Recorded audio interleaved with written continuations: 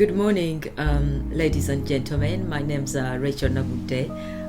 I hope that everyone is okay. I hope that everyone is refreshed, and that wherever you are in the world, that the people around you are uplifting you, and that you are also doing the same towards them.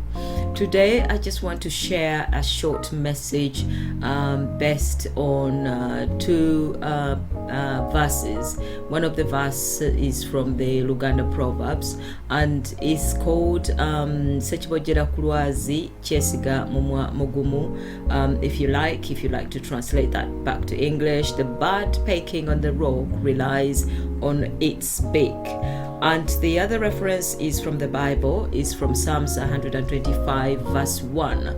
And it says, "Those who trust in the Lord shall be like Mount Zion, which cannot be removed, but abides forever." Let us pray.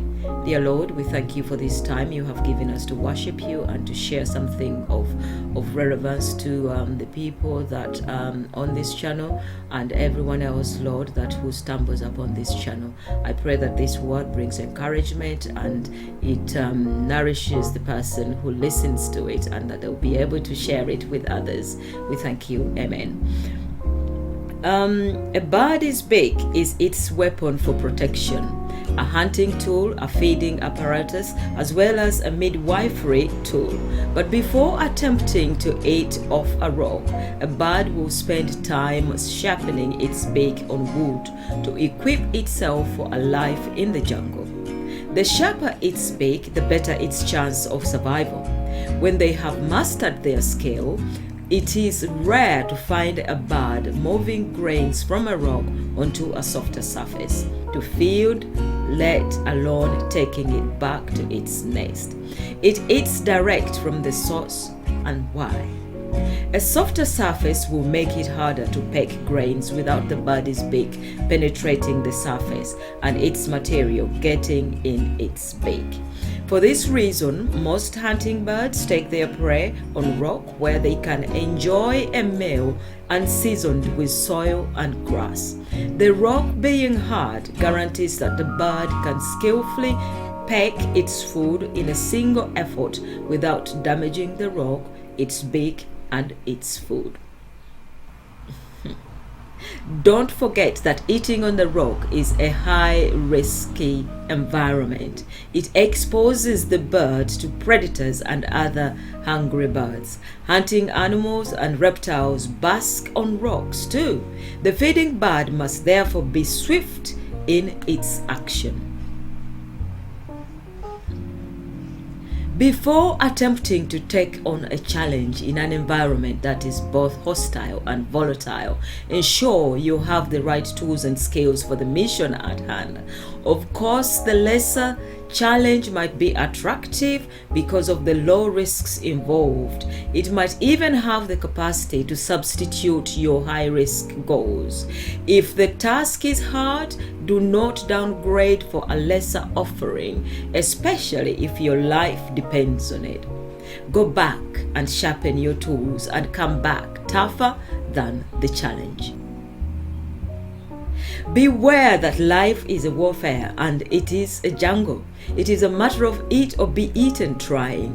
Look out for your competitors, therefore. If you're hungry, be prepared to act quickly and with precision. Those who work in the stock exchange market will appreciate this proverb. There is not much room for procrastination. A single second can make a huge difference in a millionaire's investment portfolio. You see, when birds have a good helping of seeds, it spreads those seeds to other surroundings, and it helps itself and the environment to flourish through its excrement. Millionaires do the same. This can only happen if the seeds are swallowed whole, with the germ undamaged by the bird's beak. Blunt and skilled pecking does not support a bird's ecosystem. Sharpen up your skills. It may take time to upscale, to master how to harvest in tough conditions. Hunger is the best teacher to prepare you to act quickly and with precision in a life warfare. It is a key ingredient to whet your appetite for enterprise, not for job hunting, but learn from the birds. Prepare in controlled conditions before application in a high-risk environment. Then build on strong foundations and respond quickly to challenges within and without. But always remember that those who trust in the Lord shall be like Mount Zion, which cannot be removed and but abides forever. Psalms 125 verse 1. Be blessed. Yahweh, Yahweh, there is no other God before you.